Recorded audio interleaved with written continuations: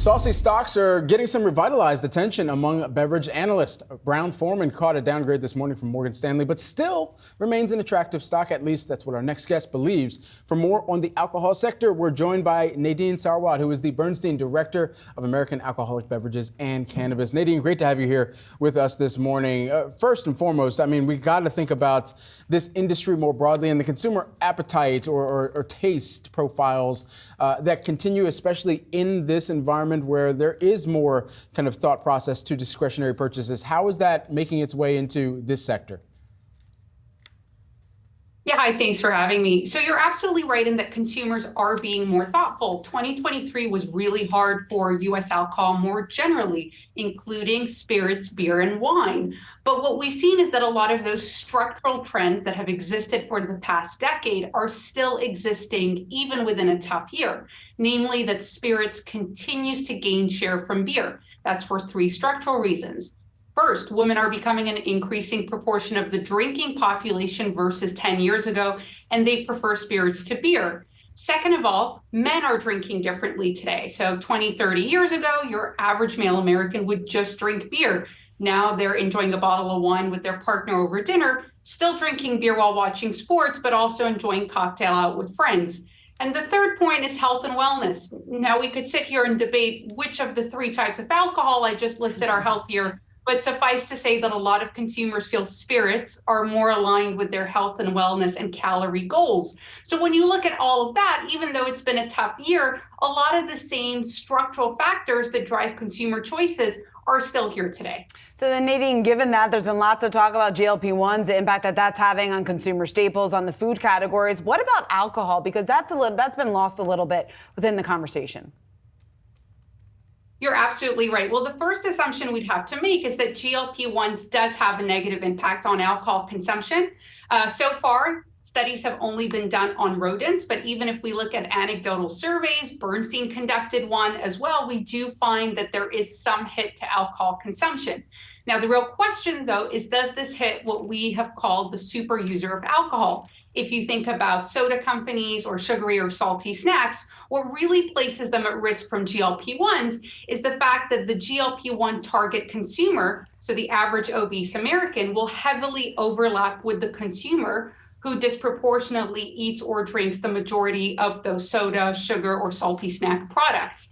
In alcohol, we did the work, we dug through a huge amount of academic studies, and we found that that overlap simply doesn't exist. At sometimes it's neutral, if not slightly negative.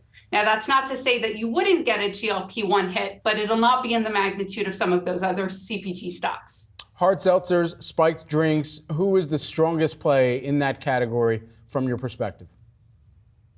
Yeah, so the category you're referred to is often called the fourth category. It's not beer, it's not wine, it's not spirits, it's sort of the intersection of all three. Now, in our coverage, really who continues to stand out is Boston Beer. They are the maker of truly hard seltzers. Now, that brand is in decline, but the main brand that they have today, 50% of their volumes in Nielsen tracked channels, is Twisted Tea. And they have had successful 4 waves of innovation where they've either been the first mover or fast follower. Now, we don't think that that's enough to like the stock today. We have a market perform on Boston Beer, but it definitely stands out as the one with the best track record. Nadine, you also like Constellation, one of your top picks here for 2024. You've got an outperform rating, a price target here of 325. What's the catalyst for that stock? So Constellation, absolutely our top pick for 2023. You mainly have 2 pillars to why we like it so much going into this year. The first is just that the beer business, which is 86% of profits for the company, is firing on all cylinders. Despite that tough beer environment I mentioned, beer depletions in the latest quarter grew over 8%. So when we look out to this year, it's strong brand equity, loyalty amongst consumers, and the fact that it's continuing to gain share for a number of structural factors, including demographics, will place it in a good position to benefit.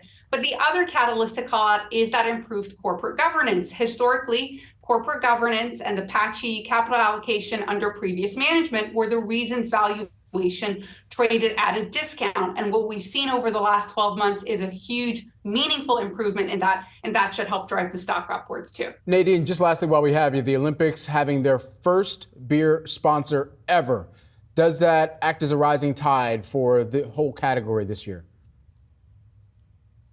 Yeah, great point that you bring up. And what you also know is that non-alc beer is a huge part of that as well. And that is one of the bright spots, not only in US beer, but beer more globally as well. And this plays into that question of, is there moderation, consumers wanting greater choice?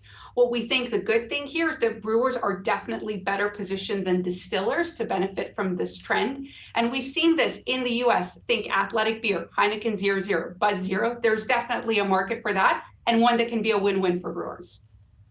All right, Nadine Sarwat, Director of American Alcoholic Beverages and Cannabis at Alliance Bernstein. Thanks so much for joining us here this morning. Thank you.